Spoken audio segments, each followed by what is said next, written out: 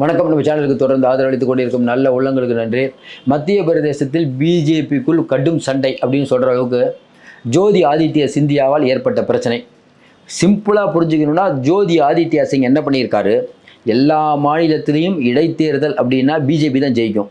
ஆனால் மத்திய பிரதேசத்தில் நடந்த இடைத்தேர்தலில், விஜய்பூரில் நடந்த இடைத்தேர்தலில் அந்த தொகுதியில் 6 முறை எம்எல்ஏவாக தேர்ந்தெடுக்கப்பட்ட ராம்நிவாஸ் ராவத் அவரை தான் மறுபடியும் பிஜேபி நிற்க வைக்குது. 6 முறை எம்எல்ஏவாக எந்த கட்சியில் இருந்தார்னா காங்கிரஸ்.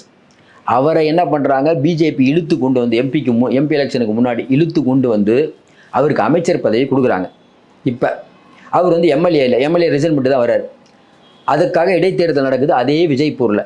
மறுபடியும் பிஜேபி ஏற்கனவே காங்கிரஸ் சார்பாக 6 முறை எம்எல்ஏ ஒரே இடத்துல அங்கேருந்து வந்து பிஜேபியில் அமைச்சராகவே விஜய்பூர்லேயே நிற்கிறார். விஜய்பூரில் தோத்துட்டார்.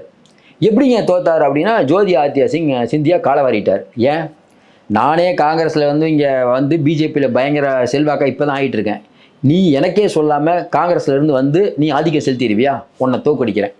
அதுவும் இல்லாமல் நீ வந்து திக்விஜய் சிங்கோடைய ஆள், காங்கிரஸுடைய திக்விஜய் சிங்கோடைய ஆள். ஏற்கனவே திக்விஜய் சிங், கமல்நாத், ஜோதி ஆதித்ய சிந்தியா இந்த 3 பேருக்கு தான் அங்கே போட்டி. இப்படிப்பட்ட சூழ்நிலையில் என்ன நடக்கிறது அதை பற்றி பார்க்க போகிறோம். இதை நம்ம ஃபஸ்ட்லேருந்து சொல்லணும்னா, ஜோதி ஆதித்யா சிந்தியாவிலேருந்து வருவோம். ஜோதி ஆதித்யா சிந்தியா அப்படிங்கிறவர் 2018 கவர்மெண்ட் ஃபார்ம் பண்ணுறாங்க. யார், கமல்நாத் கவர்மெண்ட். அப்போ எனக்கு மரியாதை இல்லைன்னு சொல்லிட்டு 2 வருஷத்தில் 2020 என்ன பண்ணுறாரு, 22 எம்எல்ஏக்களை கூட்டிகிட்டு பிஜேபிக்கு போயிடுறாரு. பிஜேபியில் அவருக்கு மினிஸ்டர் பதவி கொடுக்குறாங்க. அதுக்கப்புறம் பார்த்தீங்கன்னா விமான போக்குவரத்து கொடுத்தாங்க. அதுக்கப்புறம் இப்போ தகவல் தொழில்நுட்பத்துறை அமைச்சராக இருக்கார். அவர் என்ன பண்ணுறாரு, காங்கிரஸில் இருக்கக்கூடிய நிறைய பேர்கிட்ட அண்டர்ஸ்டாண்டிங்கில் இருக்கார். பிஜேபியும் கண்ட்ரோல் பண்ணுறாரு, அங்கே காங்கிரஸையும் கண்ட்ரோல் பண்ணுறாரு. ஏன்னா காங்கிரஸில் முதல்ல இருந்தவர். எப்பயுமே மத்திய பிரதேசத்தில் பொறுத்த வரைக்கும் கமல்நாத் கோஷ்டி, திக்விஜய் சிங் ராஜ்யசபாவில் இருக்கார்ல எம்பி, திக்விஜய் சிங் கோஷ்டி, ஜோதி ஆதித்ய சிந்தியா கோஷ்டி, இப்படி 3 கோஷ்டி இருக்கும். இந்த கோஷ்டி தாங்காமல் தான் வெளில வர்றார். இப்படி வெளியில் வரும்போது என்ன நடக்குதுன்னா, சமீபத்தில் என்ன நடக்குதுன்னா, அங்கே ஒரினான்னு ஒரு தொகுதி இருக்குது.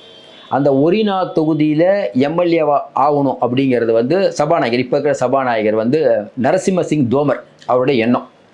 நீங்கள் ஒரினாவில் ஜெயிக்கணும் அப்படின்னா, ஏன்னா போன தடவை கம்மி மார்ஜினில் தான் ஜெயிக்கிறார். இந்த சட்டமன்ற தேர்தலில் அவர் ஒரினாவில் ஜெயிக்கணும்னா விஜய்பூரில் ஜெயிச்சாகணும். அப்போ விஜய்பூரில் ஜெயிக்கணும்னா அங்கே 6 முறை எம்எல்ஏவாக இருக்கக்கூடிய ராம்நிவாஸ் ராவத், காங்கிரஸ்காரன் சேர்ந்தவர், அவரை பிஜேபியில் தூக்கணும். சுயநலம்தான். அப்போ என்ன பண்ணுறாரு, நரசிம்ம சிங் தோமர் என்ன பண்ணுறாரு, வாப்பா நீ காங்கிரஸ்லேருந்து அமைச்சராக இருக்க மாட்டேன், இங்கே வா, உனக்கு நான் அமைச்சரவை வாங்கி தரேன்னு சொல்லி கூப்பிட்டு அமைச்சராக்கி விட்டாங்க. எம்பி எலெக்ஷனில் நடக்கும்போது வெளில வர்றார். எம்பி எலெக்ஷன் முடிஞ்ச உடனே இடைத்தேர்தல் வருது விஜயநகருக்கு. அங்கே அவர் நிற்கிறார். யார், ராம்நிவாஸ் ராவத் அமைச்சர். ஏன்னா அவர் 6 மாதத்தில் எம்எல்ஏ அவனுக்கு நிற்கிறார். நின்னா தோற்று போகிறார். ஏன் தோற்று போகிறார் அப்படின்னு பார்த்தீங்கன்னா, இங்கே தான் பெரிய ட்விஸ்ட். என்னென்னா, இன்றைக்கி இருக்கக்கூடிய நிலைமையில் பார்த்தீங்கன்னா, அந்த மெரினா, காலியர் இந்த ஏரியாவில் செல்வாக்கு மிக்கவர் யாருன்னா சிந்தியா. அவர் பிரச்சாரத்துக்கே வரல. ஆனால் பிரச்சாரத்துக்கு வந்தது யாருன்னா சிஎம் மோகன் யாதவ் வராரு. அந்த ஏரியாவில் பிரபலமாக இருக்கக்கூடிய பாரத் சிங் வராரு. இந்த 2 பேரும் அவருக்காக பிரச்சாரம் பண்ணுறாங்க. யாருக்காக, ராம்நிவாஸ் ராவத்துக்காக பிரச்சாரம் பண்ணுறாங்க விஜய்பூர் தொகுதியில். ஆனால் வர வேண்டிய சிந்தியா வரல. ஏன் வரல அப்படிங்கிற போது பார்த்தீங்கன்னா அதுதான் சிக்கல். இன்னும் குறிப்பாக பார்த்தீங்கன்னா, இந்த விஜய்பூர் தொகுதியில் காங்கிரஸ் சார்பாக ஜெயித்தது முகேஷ் மல்கோத்ரா. இந்த முகேஷ் மல்கோத்ரா சொல்கிறாரு, இல்லைங்க, என்னை வந்து இந்த ஏரியாவில் நிற்க சொன்னதே வந்து ஜோதி ஆதித்ய சிந்தியா தான். என்னன்னு பார்த்தீங்கன்னா, விவரமாக பார்த்தீங்கன்னா, இந்த முகேஷ் மல்கோத்ரா அவர் வந்து பிஜேபிக்கு வர விருப்பத்தில் இருந்திருக்காரு. ஜோதி ஆதித்ய சிங் என்ன சொல்லிடுறாரு, வேணாம்பா நீ வராத, நீ காங்கிரஸ்லேயே நில்லு, நான் உனக்கு பின்புலமாக இருந்து சப்போர்ட் பண்ணுறேன் அப்படின்ட்டு அவர் ஜெயிக்க வச்சிட்டாரு 7000 ஓட்டு வித்தியாசத்தில். காங்கிரஸ்லேருந்து ஒருத்தரை பிஜேபிக்காரர் தூக்கிட்டு வர்றார். அவர் அந்த தொகுதியில் நிற்க வச்சா ஜோதி ஆதித்ய சிந்தியாவே அவரை தோக்கடிச்சிட்டாரு. அதுவும் காங்கிரஸ் வேட்பாளருக்கு ஆதரவாக. இதுதான் இப்போ பிரச்சனை. அப்போ விஜய்பூர் தொகுதியில் ஜெயிச்சது யார், முகேஷ் மல்கோத்ரா, காங்கிரஸ் கட்சியை சேர்ந்தவர். இப்போ என்ன சிக்கல் வருதுன்னா, முதலமைச்சருக்கு ஒரு பிரச்சனை. ஏன்னா முதலமைச்சர் மோகன் யாதவ் வந்த பிறகு நடக்கிற முதல் சட்டமன்ற தேர்தல் தோக்குறாரு. முதலமைச்சராக சென்ட்ரல் மினிஸ்டரா இப்படி ஓடிட்டு இருக்குது. இதில் என்னென்னா, ஜோதி ஆதித்ய சிந்தியாவுக்கு என்ன பிரச்சனைனா, கம்யூனிட்டி, அதையும் தாண்டி பணபலம், அதையும் தாண்டி பிஜேபியில் ஒரு அமைச்சராக இருக்கார். காங்கிரஸ்லேயும் ஆளுங்க இருக்குது, பிஜேபிலையும் கோஷ்டி இருக்குது. இப்படிப்பட்ட சூழ்நிலையில் அவரை கட்டுப்படுத்த முடியாமல் இன்னைக்கு திணறிட்டு இருக்காங்க.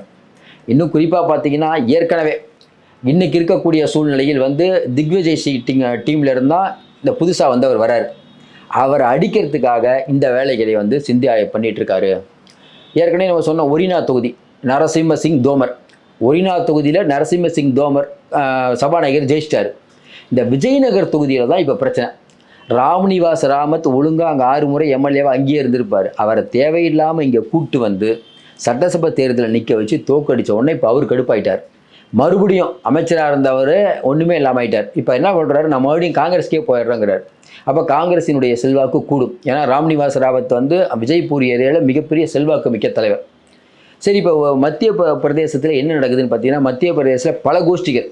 இப்போ கமல்நாத் அவர் சரியில்லைன்னு சொல்லி தான் காங்கிரஸ் தலைமை அவரை தூக்கிடுச்சு.